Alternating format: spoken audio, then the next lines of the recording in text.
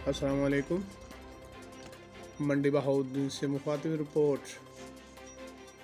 ज़िला मंडी बहाउद्दीन जराइम के ख़िलाफ़ मुजाहिदाना कारकर्दगी के हामिल पुलिस ऑफिसर के अकलौते बेटे आसन आमर एडवोकेट पर जराइम पेशा नामालूम अफराद का कातलाना हमला।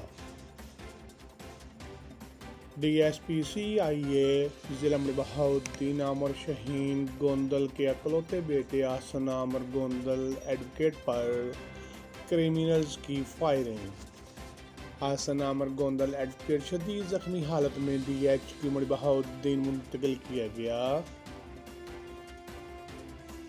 तशवीशनाक हालत के पेश नज़र आसन आमर गोंदल एडवोकेट को गुजरात रेफर कर दिया गया। मुलजमान फरार होने में कामयाब, पुलिस ने मौका पर पहुंचकर कार्रवाई शुरू कर दी।